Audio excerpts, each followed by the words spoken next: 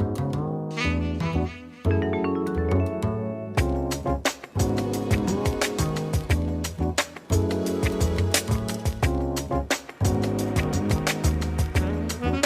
afternoon, everyone, and welcome to the Economic Development and Innovation Committee. Today, we are meeting with our regional and statewide economic development partners. This is a continuation of our last meeting where we met with some of our community partners. Of course, this is not how we had hoped to have this meeting. We had hoped to all be in the same room at an actual roundtable discussion, but we're going to do the best we can. I'm going to start by introducing the members of our committee. My name is Jonathan Melton. I'm the chair and I'm one of our at-large council members. We have the mayor, Marianne Baldwin, Mayor Pro Tem Corey Branch, who represents District C, and council member David Knight is running a little late, but he will be joining us shortly. And with that, I will turn it over to Mr. Jim Green to start the discussion. Members of the committee, Mayor Baldwin and Mayor Pro Tem Branch, thank you all for joining us today on another exciting Economic Development Committee meeting. Mr. Melton, as you mentioned, at our last meeting, we talked with some of our local and community partners about economic development, our alliances. We had a great conversation.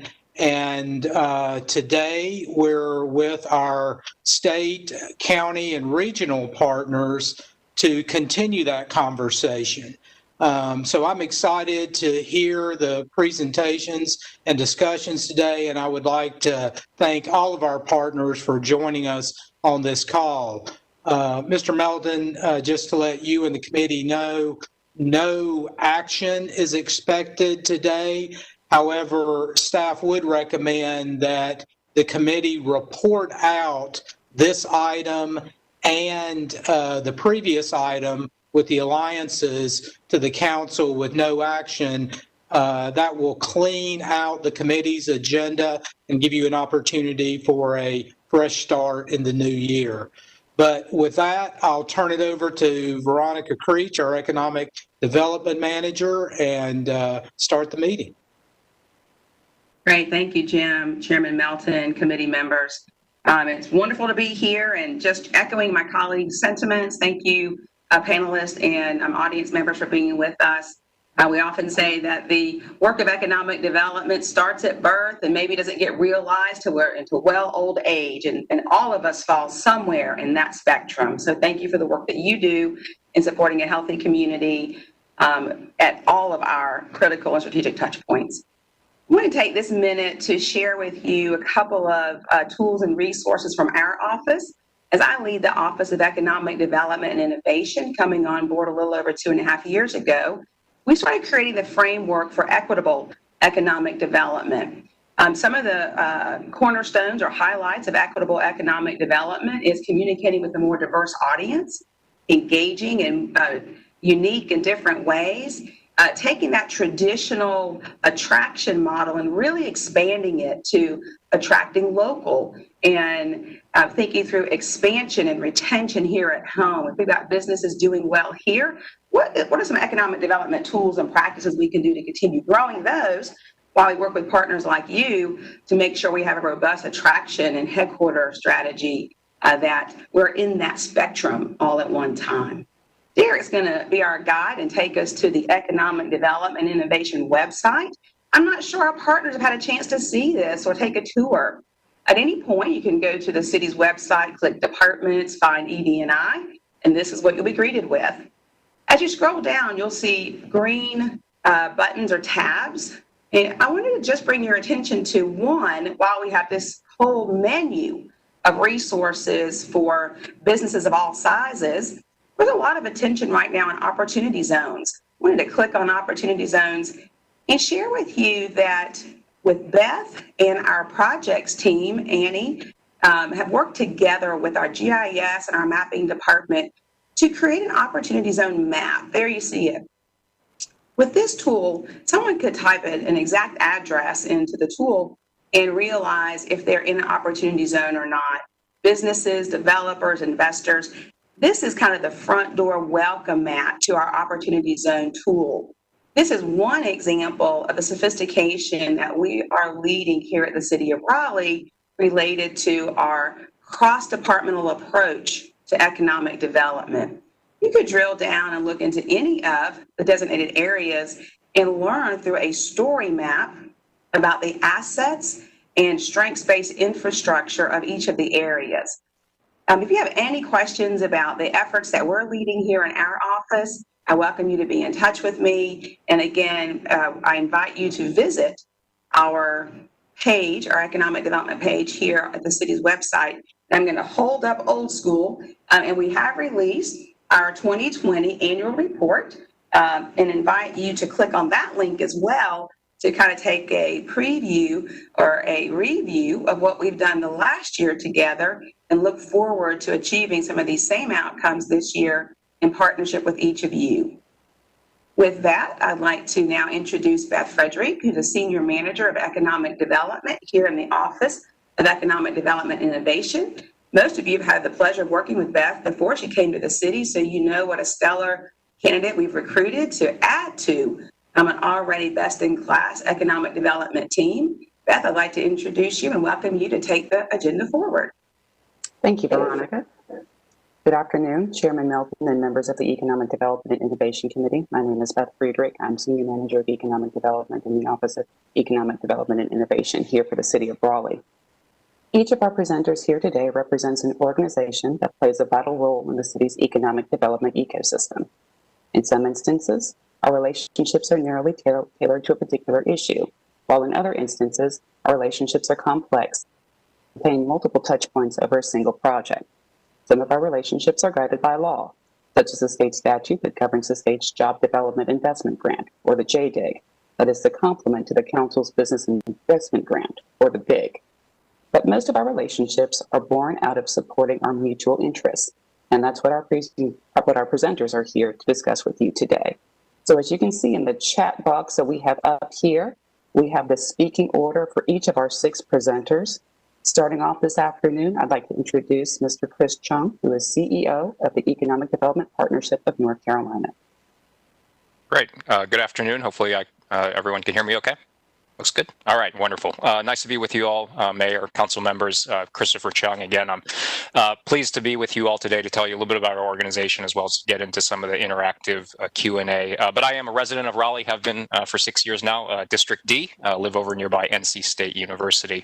And of course, we just moved our organization over into Raleigh. We'd been based in Cary for the first 5 years of our existence. But in January, about 6 weeks before the pandemic, we moved into the Wells Fargo Tower here in downtown, of course. And obviously, it's been a bit of an adjustment getting folks back in. But we're pleased to be here. Can't wait for downtown to look like the downtown that we were all hoping to be in the middle of when we made that decision to move closer to all the action. But my organization, Economic Development Partnership of North Carolina, I'll keep it at a pretty high level because we each only have a few minutes to talk about our organizations.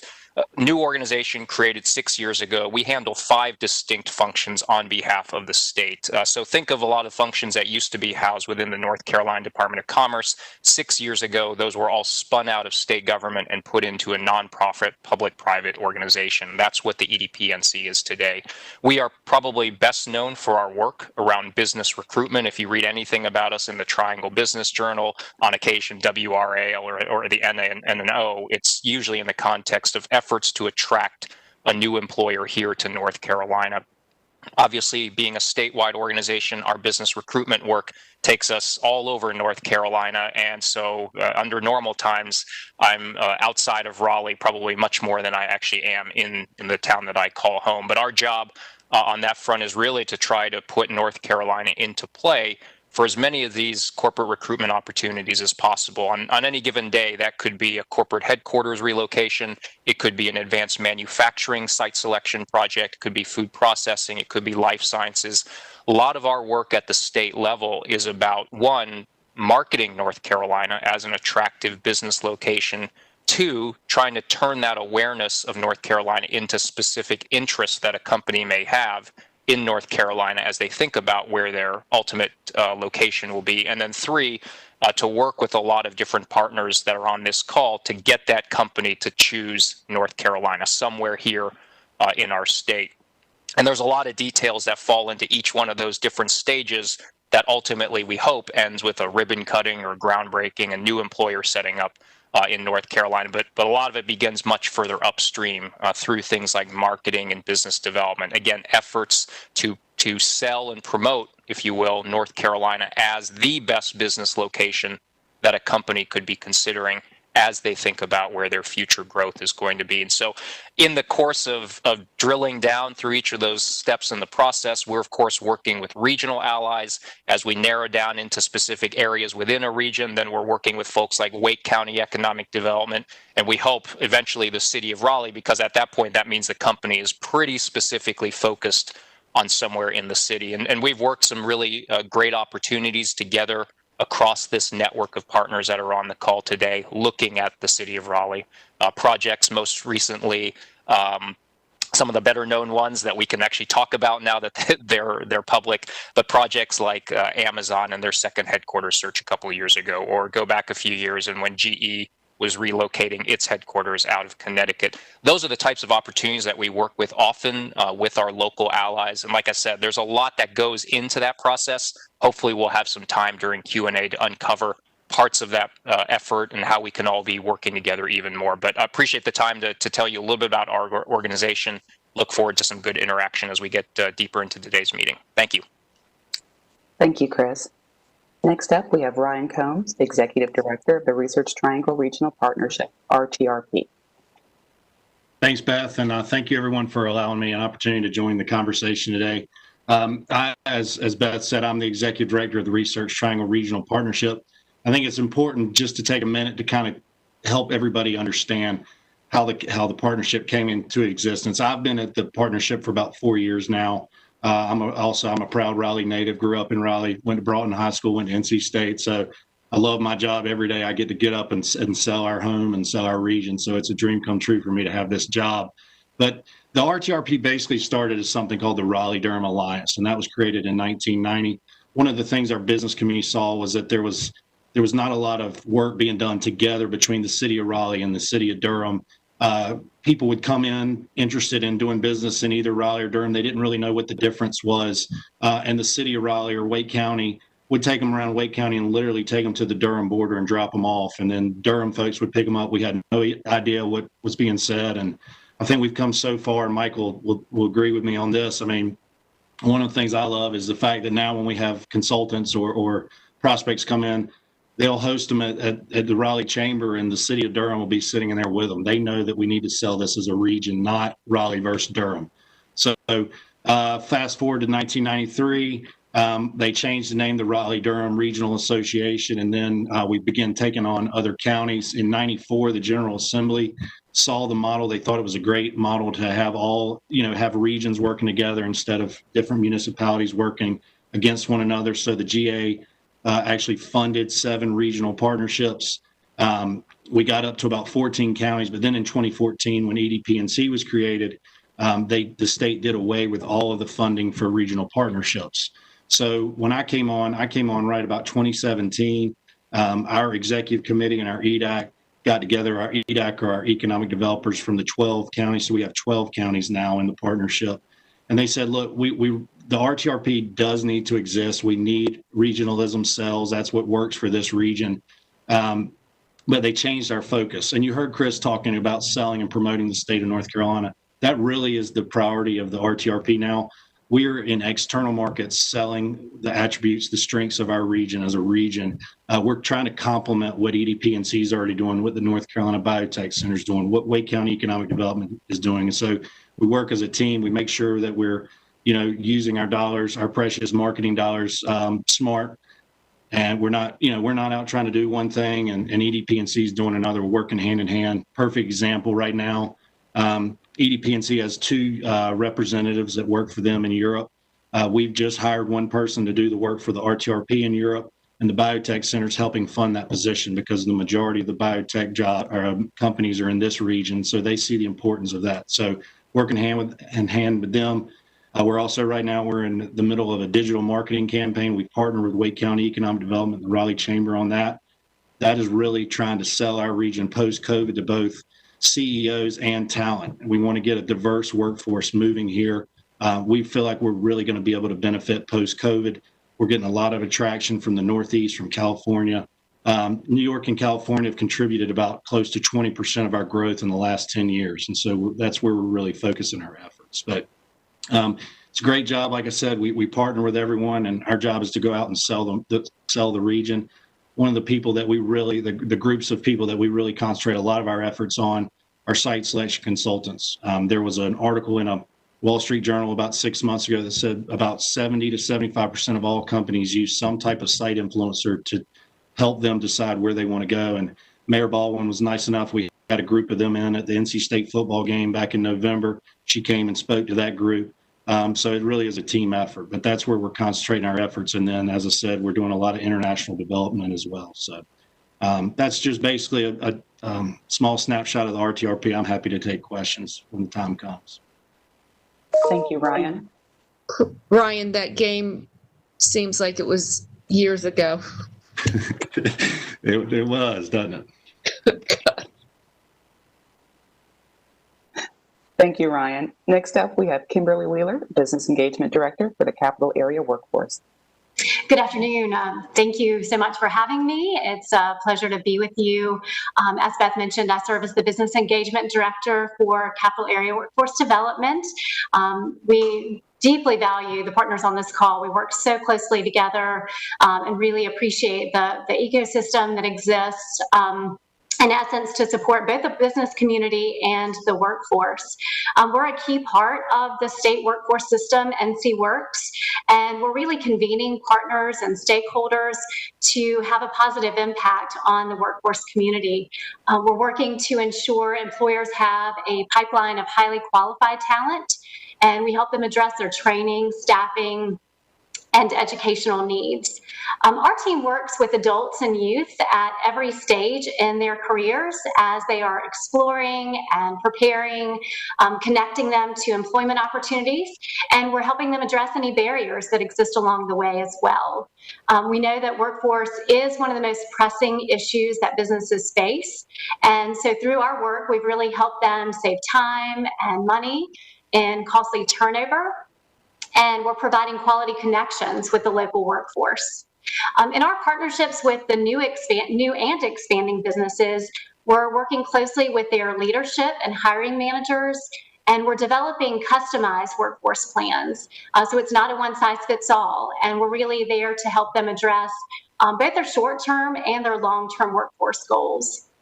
Our services are at no cost, and so in essence, we're building their internal capacity and we're providing them an extra pair of hands where they need it most. And these deliverables, when we're working with them, it could be free recruiting and candidate screening. Often it's targeting hiring events or career fairs. We're helping them get the word out about the opportunities that exist within their organization and helping them promote their organization here locally. We're oftentimes providing them workforce development funding that ease the training costs of new employees hired by the organization, and even providing them access to incumbent worker training funding that can help upskill and reskill their existing workforce. So in working with our team, one of the things that they appreciate is that they have a designated single point of contact and really just to guide them through to give them a really positive customer experience. When they partner with us, we're also helping them gain access to a highly diverse and inclusive talent pipeline. And we know that through the recent regional skills analysis that was conducted, that businesses are most often using their friends and networks to help them source talent. And businesses just don't often know where or how to reach beyond those traditional sources. So as they engage with our team, we're really helping them reach and connect that broad and diverse talent pool. And they are finding tremendous value as they're able to connect with veterans or individuals with disabilities, the reentry population, our unemployed or underemployed citizens, and really just so many more. Through our NC Works Career Centers, we're serving thousands of our region's job seekers, and they may be facing significant barriers to employment. So our workforce funding is being poured back into the communities, and it's linking these job seekers to critical support, education, and training that's needed to guide them to those meaningful careers and ultimately family supporting wages. I wanted to share as well, in response to COVID, some of the ways that we have collaborated with these teams, our economic development partners, with local and state government and nonprofit agencies, really to address some of the pressing needs that we're seeing. One, for example, our Wake Emergency Youth Grant is helping youth and young adults hardest hit during these times, and we're linking them to training and apprenticeship opportunities in the electrical and IT fields. We've got a Reopen Wake grant that's providing free online safety training to minority and women-owned businesses, and those businesses located in our county's vulnerable communities. We've quickly adapted our in-person hiring events, which we do so frequently. We've shifted those to virtual career fair platform, and it's providing free and user-friendly access to job seekers and businesses that have immediate career opportunities. We just did an event 2 weeks ago that brought together 1,200 job seekers and close to 85 employers. So we know that's working. We also have our Wake Partners program that has funded 14 projects for community-based organizations to help our county citizens affected by COVID with workforce development-related activities. So things like job readiness, education delivery, instructional support, and supportive services that are going to eliminate those barriers to employment. And these programs have been made possible through the partnership with Wake County government and county commissioners using funds from the Federal CARES Act. So I'll just close it to say that, how much we value these partnerships that are successful because there's an immense amount of trust that exists. It's highly collaborative, and we all share a common vision of that economic prosperity for all. So I thank you for the time and certainly welcome any questions as well. Thank you, Kimberly. Next up, we have Bernita Nichols, Senior Director of Customized Training with Wake Tech.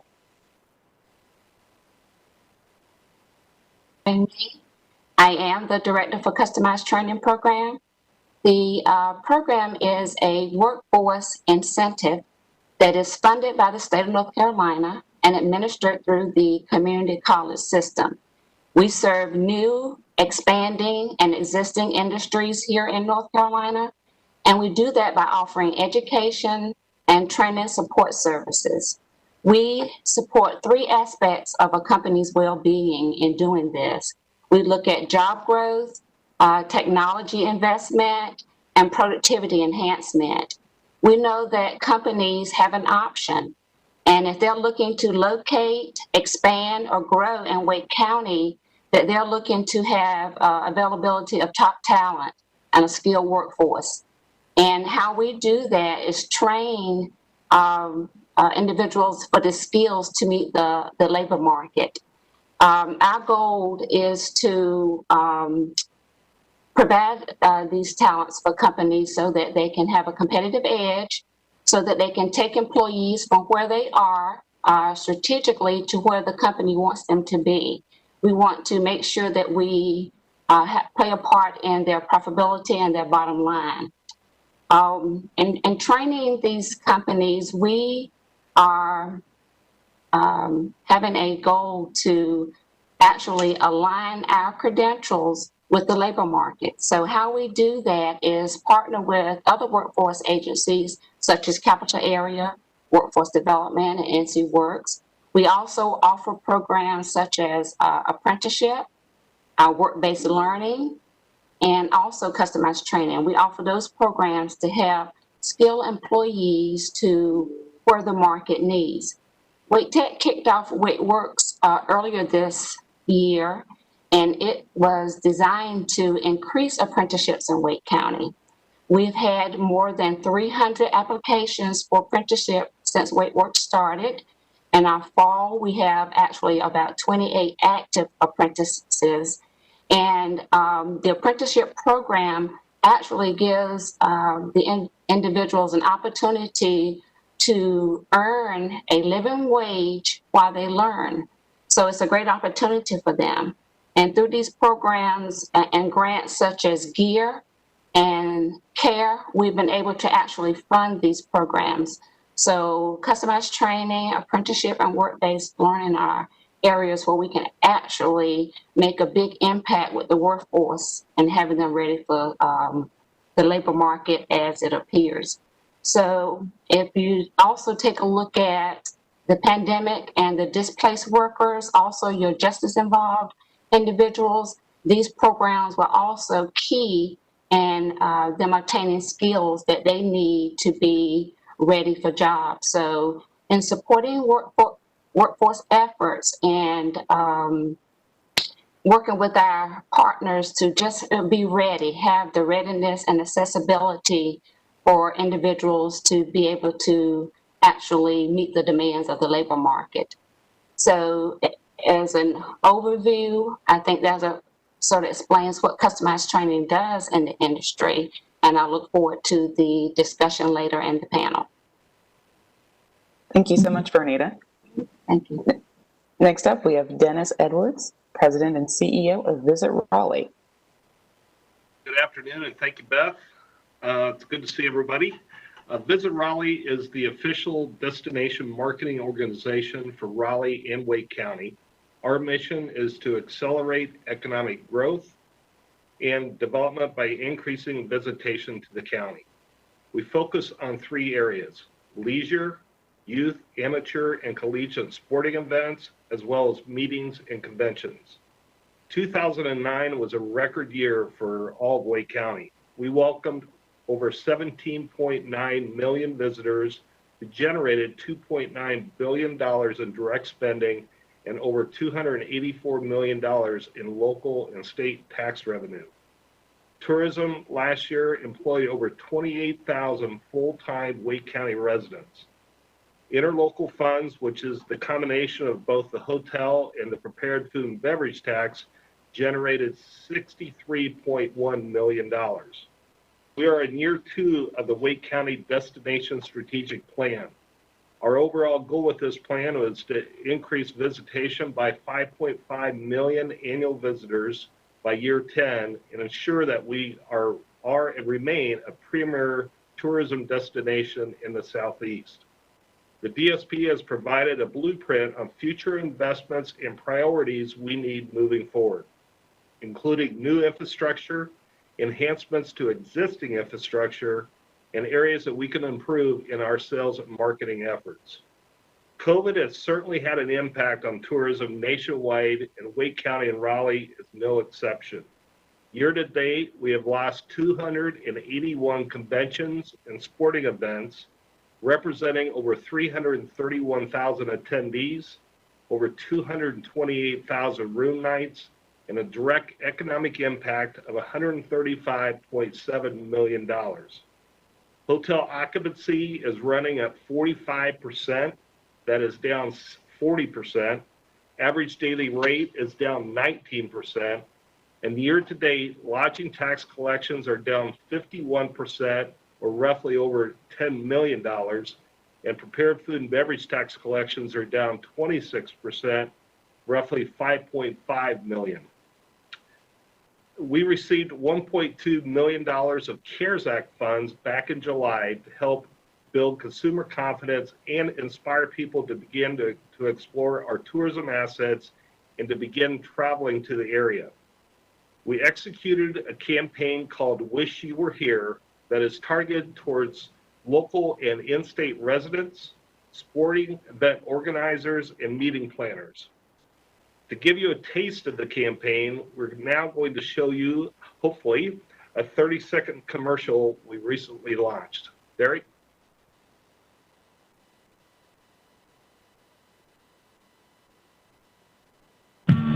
Live shows, friendly hangouts, festivals, and big events. We miss all of it. As more of the things we love return, we're working hard to make visits safe again. And while we're a little quieter and less crowded now, were also as breathtaking, enriching, and refreshing as ever.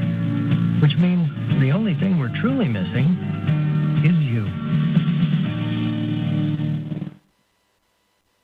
We are seeing signs of hope.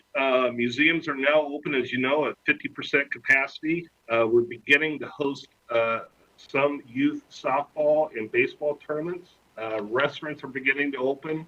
NCFC is hosting the National Soccer Series over a 5-weekend period with over 1,200 teams in the market over a 5-week period, representing over 19,000 hotel rooms. And we just recently booked 2 volleyball tournaments at the Raleigh Convention Center, one in January and one in March. So we're optimistic and appreciate being here today. Thank you. Thank you, Danny. And rounding us out at the top of the 2 o'clock hour, we have Michael Haley, Executive Director of Wake County Economic Development. Well, thank you, Beth, and thank you, Mayor Pro Tem, and council members for the opportunity to be here with you today. My name is Michael Haley, and as Beth said, I'm the Executive Director of Wake County Economic Development. Quick background, Wake County Economic Development is a program of the Raleigh Chamber of Commerce, and we've enjoyed a long-standing partnership with the city and the Office of Economic Development and Innovation.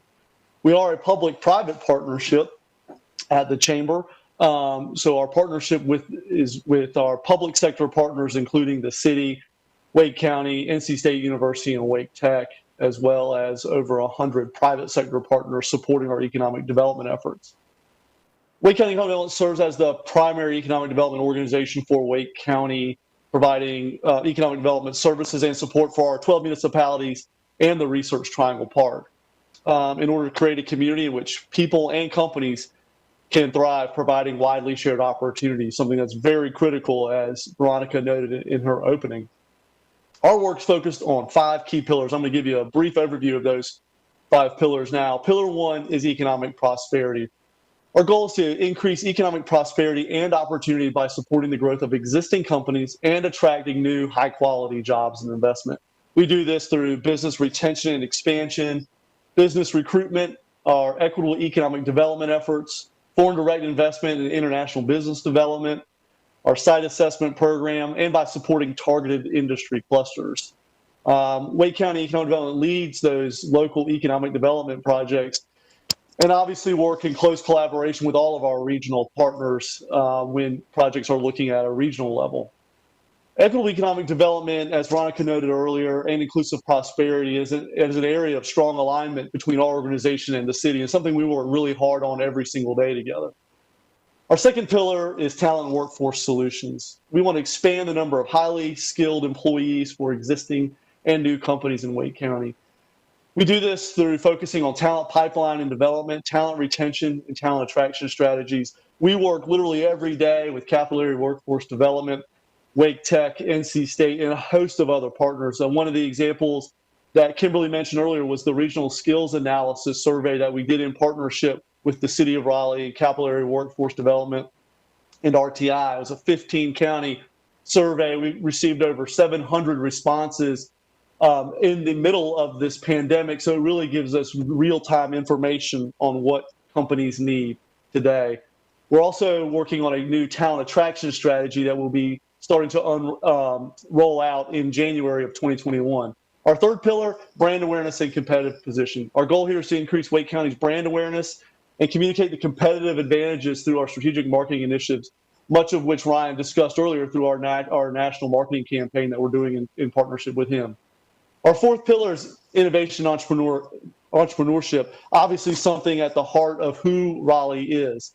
The goal is to promote our continued growth and development of the innovation entrepreneurial ecosystem and the region. Innovate Raleigh is a part of Wake County Economic Development, and obviously the mayor is very familiar as a co-founder of Innovate Raleigh, all the work that we're doing. Shameless plug, our Innovate Raleigh Summit will be occurring on November 5th and 6th, and hope that all of you can join us. Our final pillar is regional collaboration and place development. As Ryan noted, as Chris noted, we're a region first, and we always think of ourselves as a region first.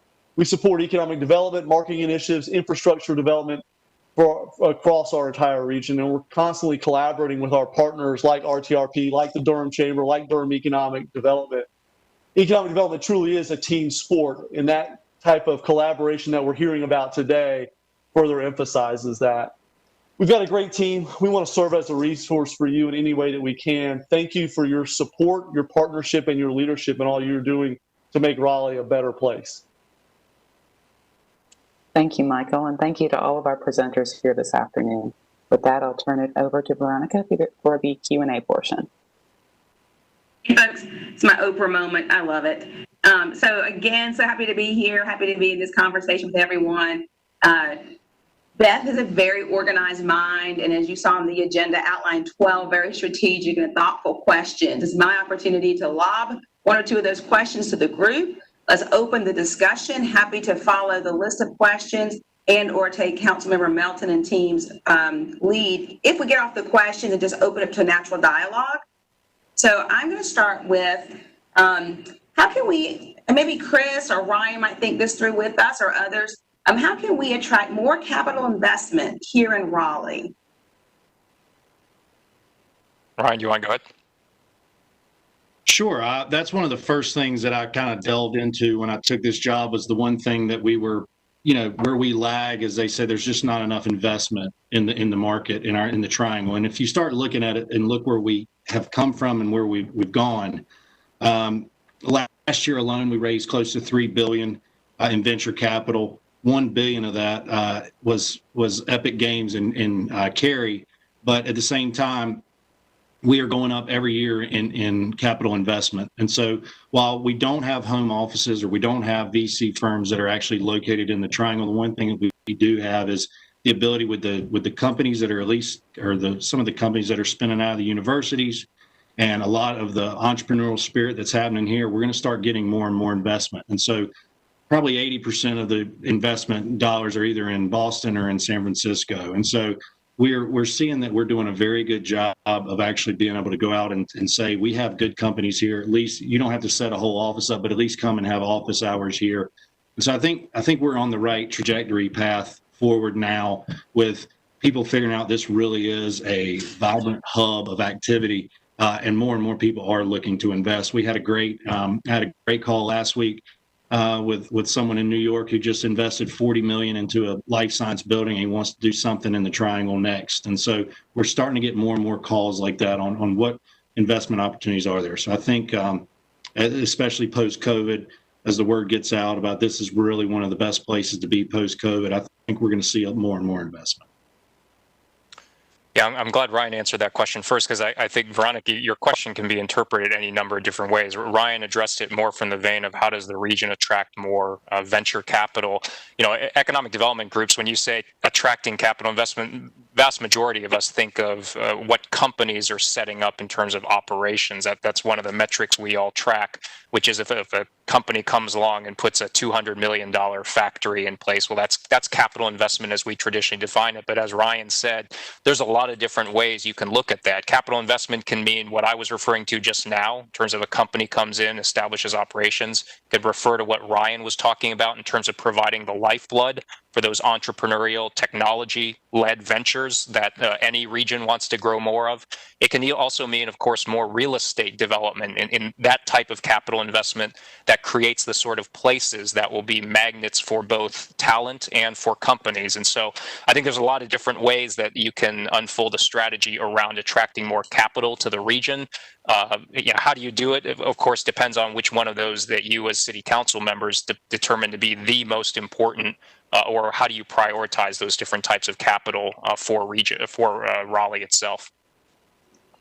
Those answers are wonderful. They fit right in the spectrum of economic development. We don't fall in any one place, but together, everyone around this table, we've got that spectrum covered. So thank you both for expanding and as well drilling down. We love innovation. We are really proving ourselves in that space. And I think both of your answers now lend itself well to the next question that all of us around the table can't wait to get our hands into, and that's creating a more robust headquarter strategy. Chris, I don't know if you or others may want to talk about how can we attract more headquarters to locate in Raleigh, and we'll be covering quite a bit of capital investment with wins like that.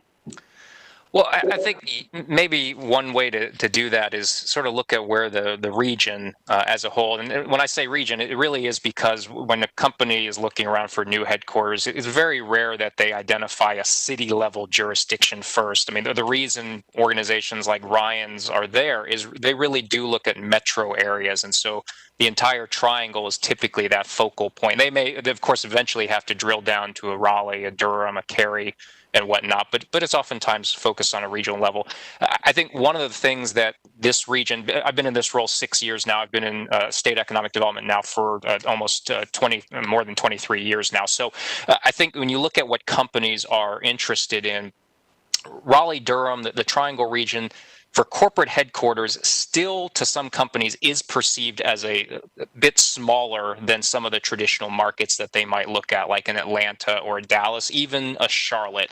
And I think part of that is the Raleigh-Durham area does have a bit more of a spread out nature to it. There isn't this sort of one large city in the middle that everything kind of gravitates in towards. It's split out across a pretty wide geographic area. And so the perception, even if the data doesn't say that, the perception is that it might be somewhat of a smaller market. And so if you're talking to a Fortune 500 corporate headquarters, sometimes they feel like they want to be in a bigger place or another place where they can rub shoulders with other similar peer-sized companies. And so that is a perceptual barrier that Raleigh, that Durham, the Triangle region sometimes finds itself doing battle against.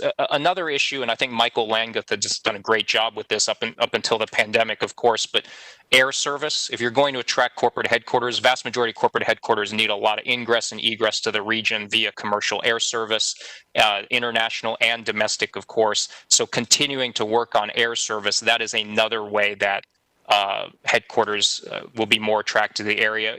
I think on the talent count, being a fast-growing region, being home to so many world-class universities that produce graduates into the local economy, that's already there. Some of it is just making sure companies are aware of it, so it goes to the marketing issue. But the talent piece, which is also very critical, I think this region's already doing well. It's just overcoming these couple other issues that I just touched on. Jonathan, I have a question. Yeah, go ahead. I know Councilmember Knight has one as well. So sure, go ahead, Mayor. So some of the feedback that I've gotten over the years, especially comparing Raleigh and Charlotte, is Charlotte has a robust transit system. We do not. And there's perception, or has been perception, what I've been told by some companies, is that that makes a difference to them. And more so lately. What is your assessment of that? Shall I take that question, Beth? You good with that? I don't know if that question was directed to me, but I'll go ahead and answer if that's okay, Mayor. All of the above. Yeah. So it comes up for some of the headquarters. I will say for Amazon HQ2, and Ryan and Michael Haley can speak to this because they were all part of that pursuit team. Public transportation was one of those factors they looked at very closely. I remember we spent a good chunk of time on the agenda when they visited back in March of 18 on that topic. GE, their second headquarters search, what they eventually built in Boston doesn't have a single parking space, so they were very dedicated to leveraging public transportation. I wonder what the pandemic is going to do to that sort of preference for companies that were starting to lean in that direction of utilizing public transit as a way for their talent to come in. You all saw some of those articles in the past week or so talking about public transportation ridership is just getting killed in a lot of places right now. People perceive it as a less safe option to get to wherever versus getting into their own vehicles. So I wonder if that's going to change that equation for some of those companies. But to answer your question, yes, you do see it with certain types of companies, certainly not every company, but some of the more notable headquarters relocations, that has come up as an important, maybe not the most important, but certainly a criteria that they wanted to take a close look at. Michael, I see your hand up. Why don't you go ahead and jump in? Yeah, thank you. Great question, Mayor, and thank you for the ability to respond. I think to Chris's point, public transportation, public transit obviously is important. One of the things that we emphasize, as Chris noted, to companies is that this community has developed a very robust transit plan. It's implementing that plan. And for us, it's not just a plan that sits on the shelf, as we like to say, but it's being implemented. And that's very critical because of people that look at this market understand one of the attributes of it is a very fast growing metro. And so the fact that we're able to acknowledge that, to show that we have this plan, to show that the voters themselves through a bond referendum approve that, and our local governments continue to help support it and fund it. I think it's a really important. It shows the direction and the trajectory of the market, and wanting to continue to evolve as a transit community. Thank you both for that. Any other thoughts on the question around headquarters? I'll lob our next question, and we can always come back if folks wanted to jump back in. Any other hands? Councilmember Knight, was your question about headquarters or something else? Something else. Okay, let's hold those until we get through some of these other questions, and we've got a point at the end where we can kind of jump in with additional things. Great. So keeping that kind of spectrum on our radar, Kimberly or Bernita, can you talk with us? City Council is particularly interested in our local talent pool and wants to encourage businesses to hire locally. What more can Council or the City of Raleigh do to get companies to recruit locally?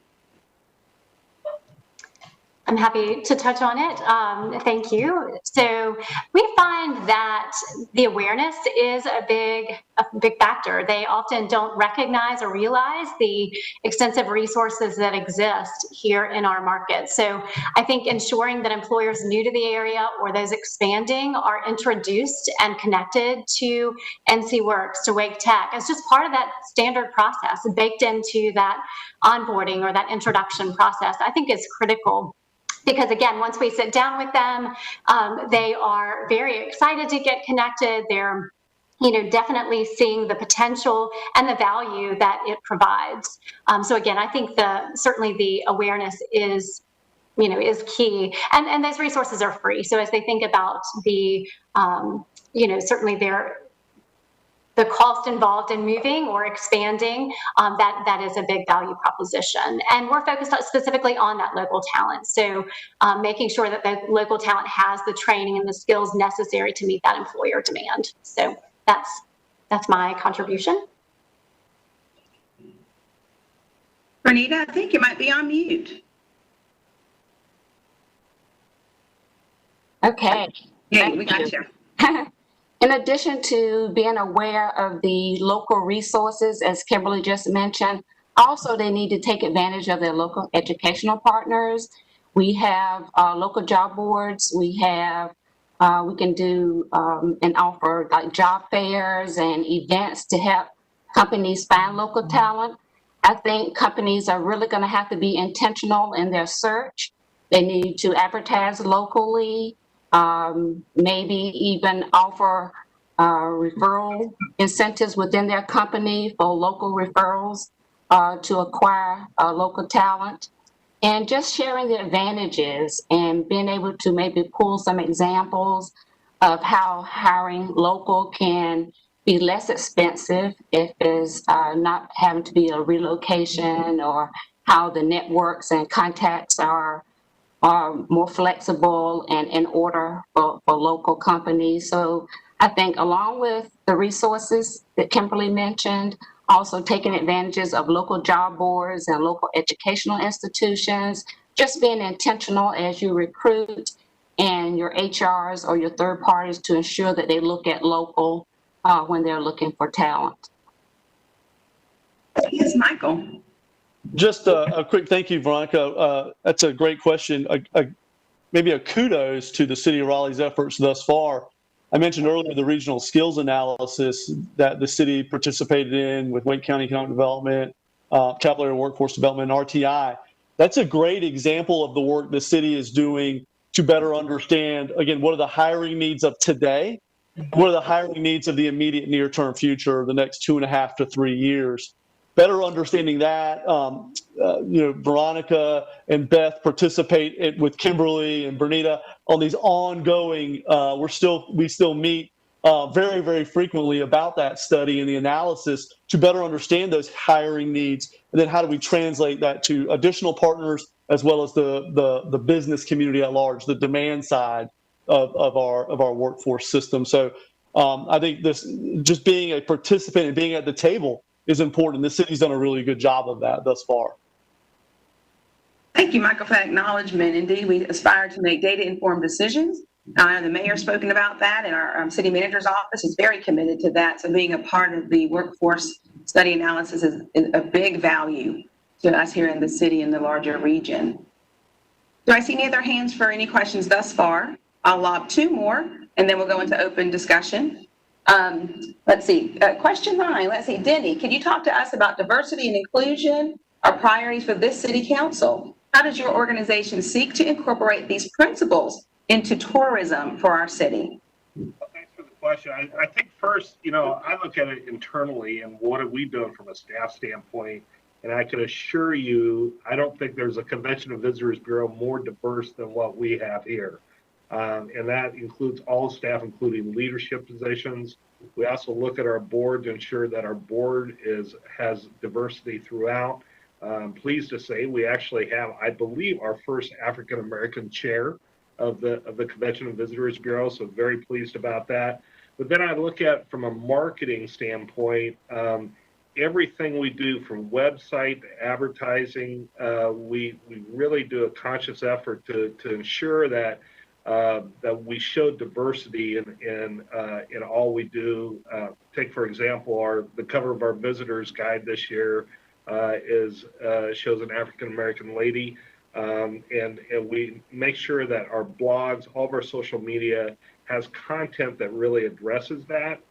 We actually have an African-American heritage section, as well as listings of minority-owned businesses and LGBT businesses as well.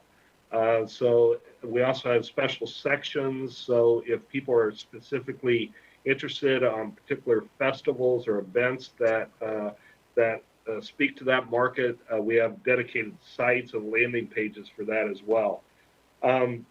We also have a full-time sales manager that is primarily focused on multicultural as well as LGBT meetings, conventions. So we're definitely focused in that capacity as well. I also believe that accessibility and ADA is also a part of diversity, right? So really pleased to say that last year we hosted the first ever all access Wake County. This was a full day training program where we brought in guest speakers and invited our entire hospitality industry, including retail, to learn more about what people with disability, what their challenges are, and how to be better prepared to address those challenges. We are one of only 28 CVBs in the country to have you're able to change font size, color backgrounds. There's actually, for those that have eyesight problems, there's actually a feature there where it'll read you the content on the website as well, so it's very diverse. We were also very pleased about 3 years ago when the International Bluegrass Festivals here, we actually started a program coordinated with Pinecone to help the visually and hearing impaired. And this was wildly successful, and heard nothing but positive comments on that. We actually also created some programs where we actually have worked with IBMA to have an LGBT artist come in and guest and have really an entire day devoted to the LGBT market, literally worldwide. And that was extremely successful as well. So believe me, we're on it. We touch it from marketing to PR to social media to sales. It's extremely important because that's who we are. And we have to reflect that in everything we do from sales and marketing. Thank you, Denny. And just to build on that, Denny, I really appreciate the Wish You Were Here campaign in the way that your shop has invited the partners to use that we can tailor it to reflect our immediate audience, our unique districts, and to further the work that you guys are doing in lifting up Wish You Were Here with a focus on a hyper-local marketing campaign that all folks feel welcomed. So even in the DNA of your campaigns, we're able to lift up a plethora of who's here, that we reflect ourselves back in our messages. Did anyone else want to showcase your own efforts around diversity, inclusion, equity? I'm going to ask Danny, but I know we're all doing it. It's in everyone's mission statement and commitment, and the talent folks, and Michael Haley and his team have a whole position and body work dedicated to that. Then we'll just move on to the last questions I'll lob up will be, Danny, you're tagged for this one, and I think it's, so 2 in a row there. But City Council is particularly interested in data on where hotels in Raleigh were pre-COVID and now. How is Visit Raleigh addressing this hit to tourism, one of our city's greatest economic assets? Can you also comment on impacts to our collection of hospitality taxes? I know you talked about it in your introductory 5 minutes, but I think maybe drilling down a little more, folks are looking for a little more data and understanding of what's that trend looking like. You know, I mentioned our tax collections are off about 50% for lodging tax, about 25% for prepared food and beverage. So, you know, I think it definitely is having a huge impact. Our hotels are running about 43% occupancy when they should be running about 78%. Many of our hotels are running about 20% staff right now. They just can't afford to bring people back. So it's been a real challenge for our hospitality industry. I think certainly this CARES Act, short-term wise anyway, will hopefully help address some of that. Part of this CARES Act money, we're actually, one of the challenges we have is our meeting planners and event organizers are interested in Raleigh for future business, but unfortunately they can't travel here to look at venues and locations. So we're in the midst of shooting over 100 locations of 360 virtual tours, as well as aerial drone shots as well. And hopefully that project will be completed in about probably 2-3 weeks. So it'll give us additional tools to help sell and market this area as well. Our sales team is also on the front line. They're able now with this CARES Act money to attend virtually about 26 conventions and trade shows between now and December, where we have one-on-one opportunities with some of our future clients and customers to hopefully book additional business. But it's you know, I think our biggest concern is how it's going to impact the interlocal funds. You know, I mentioned the DSP. We obviously, you all approved, you know, a Headquarters hotel, a convention center expansion. Obviously, we've had to kick that down the road a couple of years, but you know, hopefully our forecast will be accurate. But you know, looking at future research and all, it looks like the leisure market will probably return the quickest, but that probably won't be until around Q3 of 21. We still have challenges with mass gatherings impact. If you think about why visitors come here, it's really for concerts and events and festivals and performing arts. All that is non-existent right now. But we still think the leisure market, and it's starting to rebound slightly. Sports is beginning to come back, although with limited capacity. There are still some opportunities in the short term to see some sports activity come back.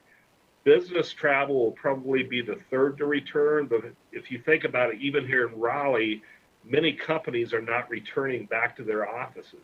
So until people start returning back to their home offices, business travel doesn't really make a whole lot of sense because there's no one to call on. So we believe that's probably going to return around third quarter of 21 as well. And then meetings and conventions will probably be the last to return. We look at probably attendance around 200 to 300, and this is on a national level, 200 to 300 people probably through Q2. And then your larger conventions of more than 300 to 400 people will likely return around the third quarter of 21. But it's going to be a long road. You know, obviously the airport's been impacted significantly as well. So flights and accessibility, we hope will return. But We anticipate that we'll probably return to 2019 levels around 2025. So it's going to be a long recovery, but I will say, there is a lot of demand out here for Raleigh. We're talking to our clients every day. As soon as they can meet, they will meet. So we're optimistic. We just got to get through this, hopefully short term.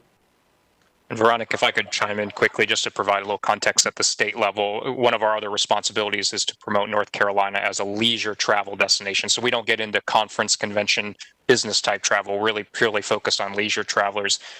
What we have seen through end of September is that across the state, room demand is down 32% compared to at this same point in 2019.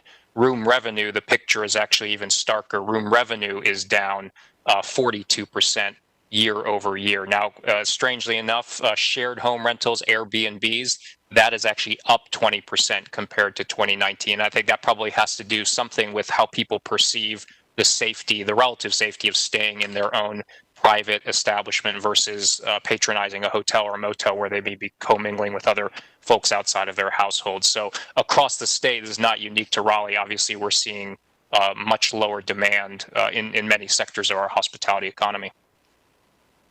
Thank you, both. That was really robust and well, good data, informed information. Chairman Melton. Yeah, I have a quick follow-up question on this specific issue, and I think the mayor does as well. Mayor, why don't you go ahead with your question? I'll ask mine, and then we're going to pivot to committee member questions for the panel. I know David Knight has one as well, so go ahead, Mayor. So we're looking at, well, who knows what we're looking at, but what is the state of the convention center right now? Do we have, I mean, you know, we have this great property that is, I guess, is just sitting there empty. Fortunately, that is correct. We have not had anything in the convention center since March. And our first event, we hope, if everything goes off okay, will be the volleyball tournament in January. Everything through December has canceled. We worked very closely with the governor and his office and the Department of Health and Human Services on how to host sporting events, both indoor and outdoor. There are certain sporting events that are non-contact that he's allowing to have indoors. Currently, volleyball is considered non-contact. So we obviously, it's not going to look like our typical volleyball tournament, so they have to space out, but that'll be our first event. It is going to be very slim between now and likely at least through April. We have a few events that we are starting to book in the spring, and some events that have not canceled yet, but it's, as you all know, it's very, very dicey not knowing, you know, what January and February is going to be. But so far, it looks like we'll start having activity probably in January at some capacity. And that would be mostly then the downstairs area used for the outdoor sports? Yeah. The exhibition area?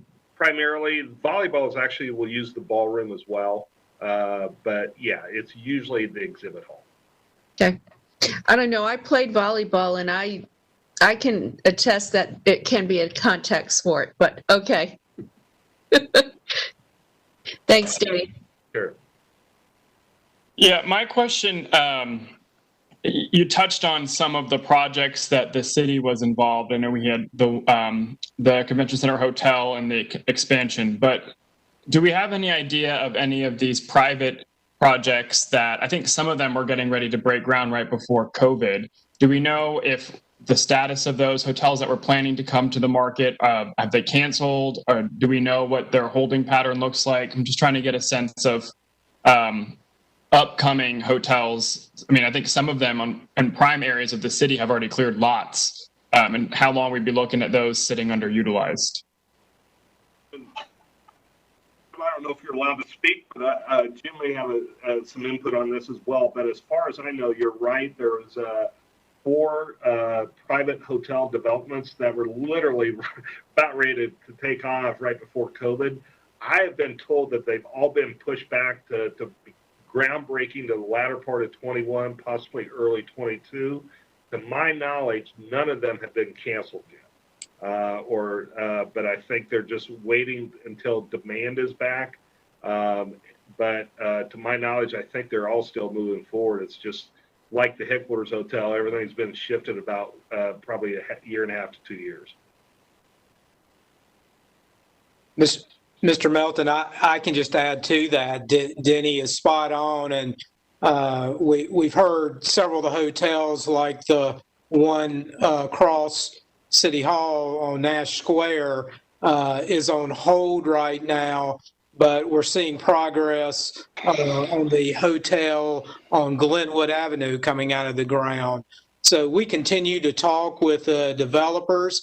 There still is a lot of interest in Raleigh. Obviously, with the pandemic, it's impacted travel and tourism, but I know we work closely with Denny and his team, and as we talk with the hotel groups and the developers, still a lot of interest in the future for bringing hotels to Raleigh, but we are seeing some delays now. Great, thank you. I think at this point we'll pivot over to committee member questions. I know Councilmember Knight has had a question he's been holding, and I see Mayor Pro Tem Branch's hand as well. So why don't we start with Councilmember Knight and then Mayor Pro Tem Branch. Great. Thank you, Mr. Chairman. My name is David Knight, and District D City Council. Sorry I got on a little bit late, but I did get to hear what everybody had to say. So I really appreciate y'all coming on today and talking to us. I have worked in economic development, both at Commerce when Beth was there, and then also at EDP with Chris. So I know firsthand the important work that all of you are doing out there, and also the importance of partnerships around economic development for our city and community and the whole state. So really appreciate the work and the tougher than ever work that y'all are doing through the pandemic. Want to let y'all know that speaking for myself, but I think this council is that anything we can do to put a leadership face to help forward as y'all move forward in any type of projects or any type of recruitment, we're here to help in any way we can to make these things happen. We want to be as proactive and active as possible. So thanks again for the work that y'all are doing. And I think I've met most of y'all either when I was at those prior organizations or through City Council. So I appreciate y'all's continued work. So we've talked about economic development and all the work that y'all are doing, but in the new world order, coming out of COVID, we hope, what are your thoughts are on not really development, but economic development, but sustainability and resilience? There's been some study out there that we are set up well, the triangle is set up well for coming out of COVID, but I know y'all are in the development business, most of y'all, but let's talk about a little bit about retention and how do we keep our workforce here? How do we keep our businesses here, and also thriving in a way that they were for the city before COVID in this new world order where things may look a lot, your job, your type of jobs, how you work, where you work. What are y'all's just general thoughts on that, and any thoughts on or suggestions that the city could be doing differently or better, or things that we could be thinking about from a city council perspective? Thanks.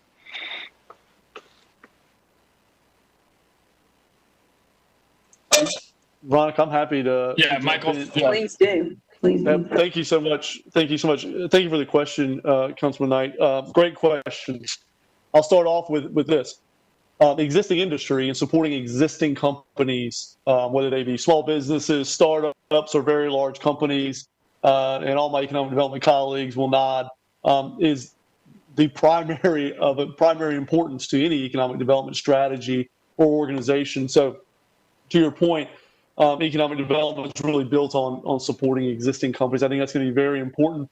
I think of the work that I'll think first very locally. I'll think of the work that we do. Again, I'm giving acknowledgement here to the work of the Economic Development Innovation Team has done, bringing the alliance partners, thinking Raleigh first, concentric circles here, bringing those partners together from the very outset of this pandemic and the economic impacts thereof, to think about how are we supporting existing companies, small businesses, startups, the hospitality sector, et cetera.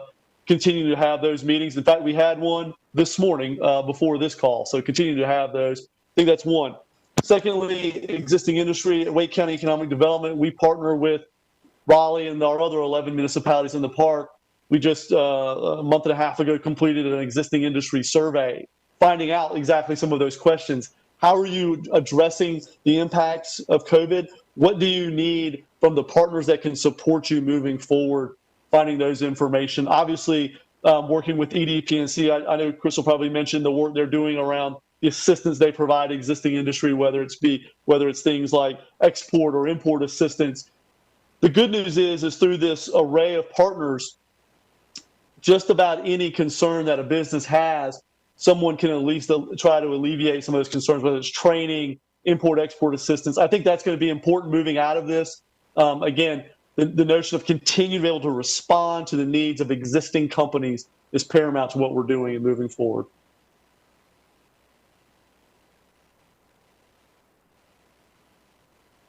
Great. If I Thanks, may Michael. add something as well, Kimberly Wheeler, again, Capital Area Workforce Development, and we're seeing great success and, just being that gateway access to resources, funding that helps support businesses. So we know that certainly training both new employees, but also their existing is huge for their retention strategy. They're having to pivot operations, having to reskill and upskill existing workers to, just meet their evolving business demands. So we are lock in step with them, understanding what their needs are, helping to help them access grant funds where we have funding available. And I think that's where partnerships like this help us as well, because we do get most of our funding through federal dollars, the WIOA funds, but those are often limited to some degree. And so being able to establish more innovative approaches, public-private partnerships, being able to tap into some new funding opportunities gives us that flexibility to better meet the business demands. So I just wanted to touch on that. We do know that training, upskilling, reskilling is going to be huge for business retention and growth moving forward. Thank you. Yeah, it seems that construction projects that have started before COVID are continuing, and that's good as far as I can tell. I'm just worried about the vacant office space that's already out there that right now they're carrying leases, but the big law firms and others downtown, I've got a lot of friends in leadership and law firms, and they don't have plans to come back, and they're allowing people to come back, but on a very small scale. And that that ripple effect, right, to the restaurants and all the other retail downtown during the days is, I think, the biggest concern I feel coming out in other retail areas, that the workers, the employees aren't there where they used to be, and are they going to come back at the same scale after COVID? So I think that's just something we need to be thinking about, how we can help that happen and incentivize that. Brian, I saw your hand go up. Did you want to jump in? I just wanted to mention one thing that we're working on, and just made me think of it, is when you travel globally, you're seeing this huge growth in the startup scene, and a lot of the larger cities in the United States have already done this, where they've created soft landing programs for international startups to come and kind of test the waters of, do we think this is a home? Clearly, we're way behind the 8 ball on just even being able to be recognized. Everybody thinks they're supposed to be in Boston or New York or Chicago or San Francisco. So one of the things just to keep in the back of your mind that we're working on, we're partnering with Wake County Economic Development on this, and NC State and Raleigh founded, is creating a soft landing program. Obviously, we've been stopping our tracks because of COVID, but we're in the thick of that, of creating a program like that to start trying to recruit international startups to come and find a home in Raleigh. Mm-hmm. And I think one thing, I'm sure we're all thinking about this and talking about, is that we are different than these more dense, bigger cities that may be in the new world order. Companies may be more interested in. We have more diverse, potentially, housing options, and we're working towards to even have more and better housing options, and also work options maybe is another approach we can be thinking about, and ways to promote ourselves, that we have more diversity and options than maybe the more dense, larger cities do. So something to think about. Councilmember Knight, on that note, there is an effort, a cross-organizational effort of folks around the table here who are looking at that very thing. How do we take advantage of this kind of employee nomad right now? Folks who can just take their laptops and have good broadband connectivity and work from anywhere. So I'm going to actually pose that question to the group. I feel like it's getting to a couple of things we're talking about. There's been a lot of talk about companies in California, in the Northeast. We've been saying that today. Looking at Raleigh, can you explain why Raleigh is positioned well for these companies and or nomadic employees, even during the pandemic-induced recession? And I would just like to say that with Mayor Baldwin's championing Raleigh participating in the Airbnb international pilot, that was one more way that we're trying to gain data and insights into the way people are moving around and how they're landing in Raleigh when their experience is past a short-term stay here. So anybody want to talk about the capturing this moment in time? I can just start with statistics. They always work well. The average home price in San Francisco today is $1.4 million. The average rent in San Francisco is $3,788. New York, average home price $652,000. New York rental rate $3,436. So when you look at a cost of living from a perspective of a person we're trying to recruit here, I mean, it's hands down, cost of living is so much lower here. And people are figuring out this really is a cool place. We just have to do a better job, even better job than we already are. And Michael and I talk about this all the time. Austin has Keep Austin Weird. Nashville is just Music City. And so they have these, people just have their own ideas about what these different places are. So if we can do a better job of really showing all the great things that are going on here, I think would be better. But I just wanted to throw that out as a starting point. Yeah, and I do think with the shift that some employers are making towards allowing more of their employees to telecommute or work virtually, that is an opportunity for lots of cities all over the U.S. to attract that talent, even if they're not attracting a company or corporate facility per se. And it really does boil down to some of those factors that Ryan touched on. It's essentially quality of life, quality of place, with affordability being part of that equation, with even issues like climate, weather, proximity to natural amenities like the mountains and the coast. I mean, all those things that, again, I'm relatively new to North Carolina. I moved here 6 years ago. It's almost unfair what North Carolina has in terms of these quality of life amenities versus what many of the other states around the U.S. have. And I think sometimes people who grew up here kind of maybe take it for granted. It's just what they've always known. But these are tremendously attractive features so that if you're really able to live and work wherever you want, regardless of where your employer sits, I think Raleigh being situated where we are geographically from a cost standpoint that Ryan touched on, public safety, healthcare, these are all, Raleigh area scores pretty well on those dimensions. As well as just it seems to have a lot of those components that would be attractive if someone is looking to move their family out of some other place in the U.S. because they no longer are tethered to a physical workplace. If I could, I'll dovetail on what Chris is saying. I think that's why it's important that in our local economic development work, that we have a both and strategy. Yes, we want companies to be here. We talked about increasing capital investment. We want that. But companies come to where talent is. That's why we also have had for a very long time a talent attraction strategy and the work we're doing around talent.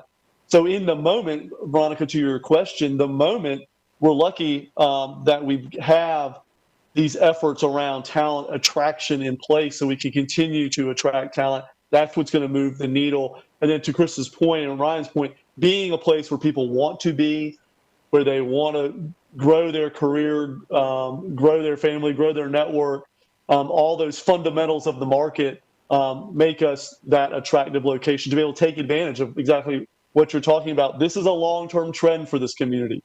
This is a community that's grown by 139% over the last 20 years, most of which is because of net domestic migration. We are an attractive community from people from around the United States and from around the world. And we need to continue to be that as we continue to grow. That's great. Mayor, did you have a response? And then I know Councilmember Branch had a question he wanted to ask. Multiple questions. Okay. Mayor, why don't you jump in with your response, and then we're going to kick it right over to Mayor Pro Tem Branch. Oh, well, all I was going to say is, through Innovate Raleigh, which I hope that you all will go to the Innovate Raleigh Summit Great lineup this year.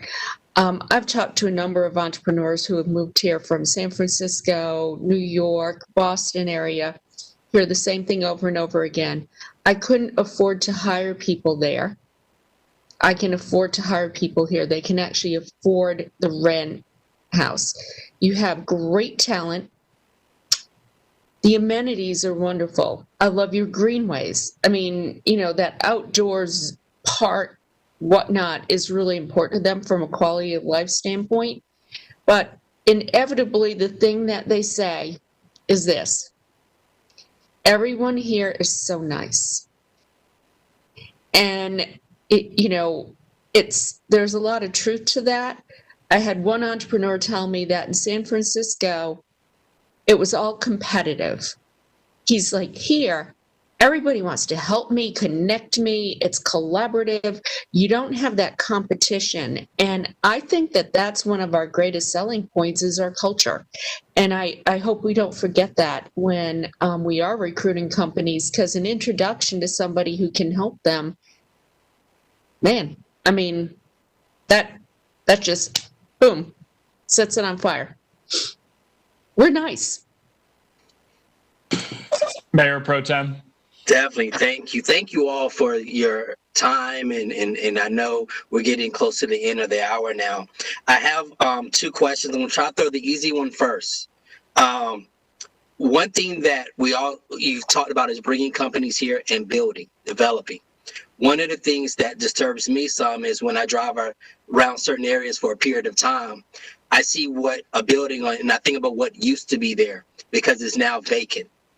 What can we do, or what are some ideas that you all may have where we can repurpose an area? I'm going to use a prime example. Staff has heard me talk about this location for the last couple years.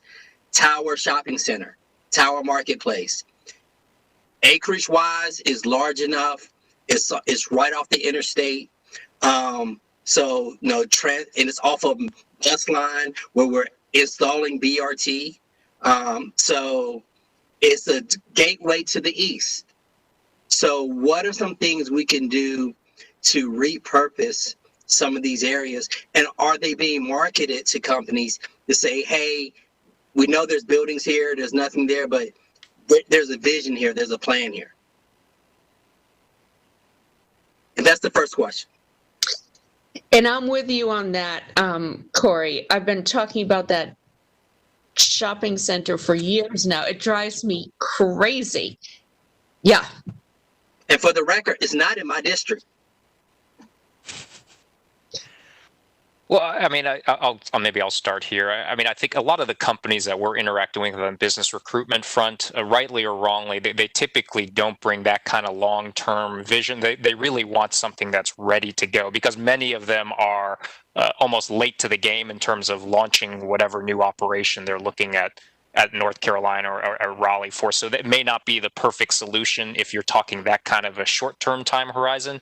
I think the goal there is you want to get private capital in there to develop it in a way that fits the long-term ambitions of the city, the compatible with the neighborhood, all that sort of thing. And I think it really does boil down to providing adequate financial incentives so that private sector capital is willing to take what some would see as a risk going somewhere that has not been kind of fully used. And that can be federal, like opportunity zones, new market tax credits. That can certainly be state incentives. I think there's a big role that the state could probably play in facilitating development and capital inflows into areas like that.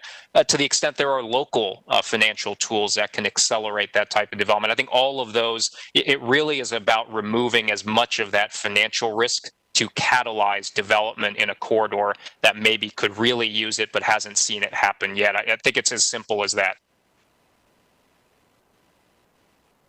Okay, Michael.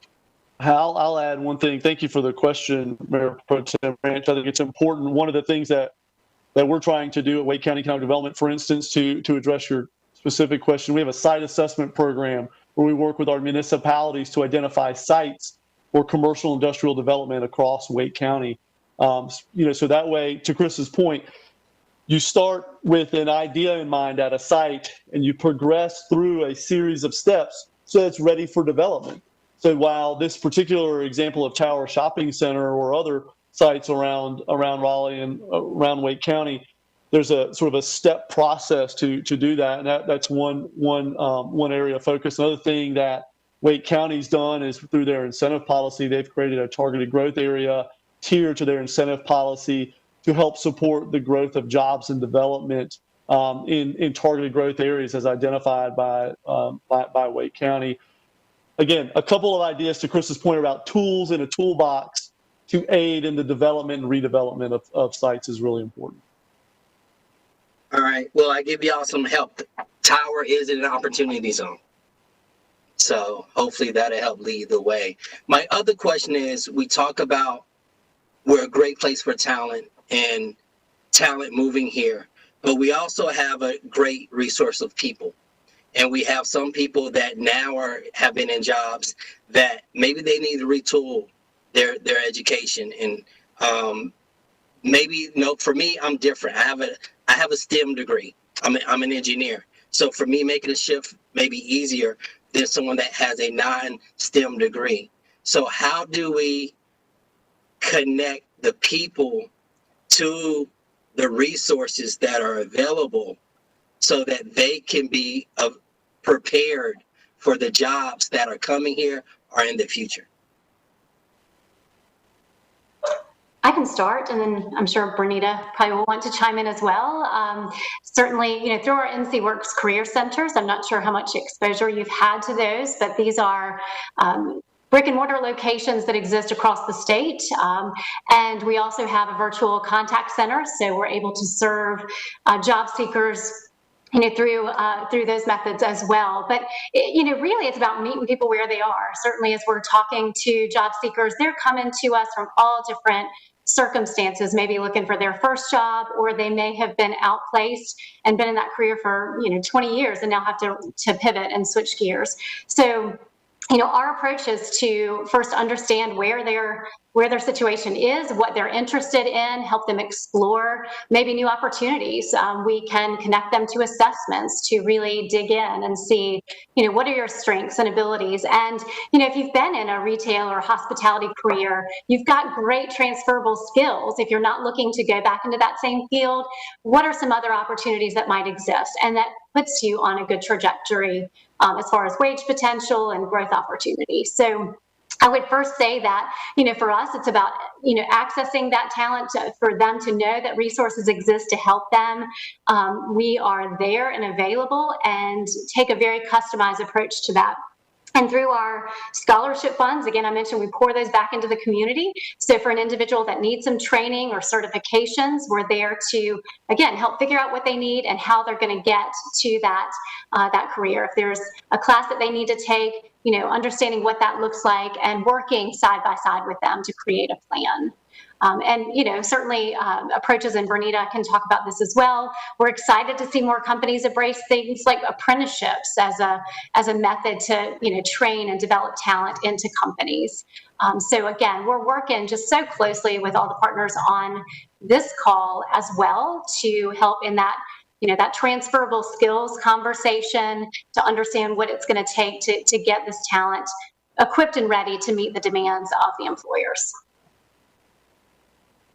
That's great. Does anybody else want to add to that question? Or I know we are nearing time that we need to wrap up, and we have a quick housekeeping matter we have to address as well. So if anyone wants to jump in response to Mayor Pro Tem Branch's question, we can probably take one or two more responses, and then we got to wrap up. Well, I can add.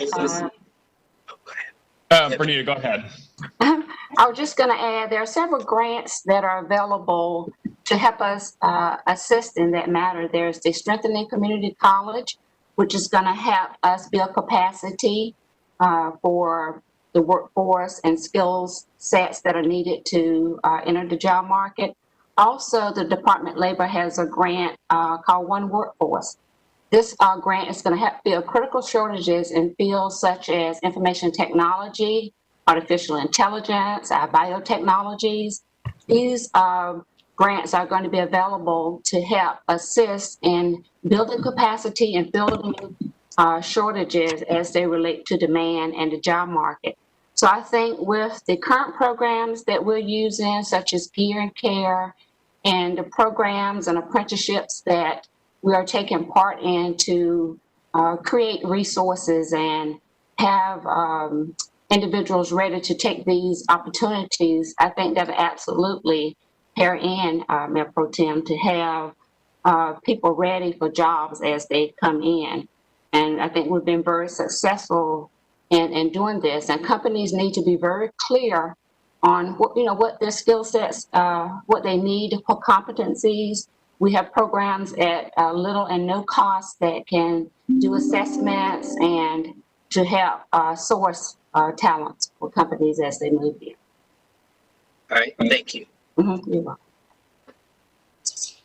Thank you, everyone. The hour and a half we had completely flew by. And, we had the idea for this sort of discussion before COVID, obviously, and I think it's even more timely now. And so I don't want this to be a one-time chat and then we all go about our business. I think this is the first part of working really closely together to be adaptable, to be addressing these issues that have really come to a head this year. So I think today was great. And I thank everyone for participating. Thank you, Veronica, and your team for organizing and facilitating the discussion.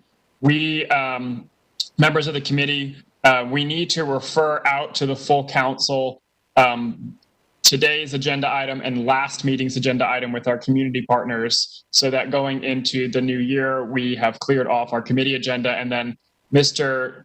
Green, I would like for you and staff to come back to council with some action items or next steps based on our discussion today and last week that we can refer to committee to start next year.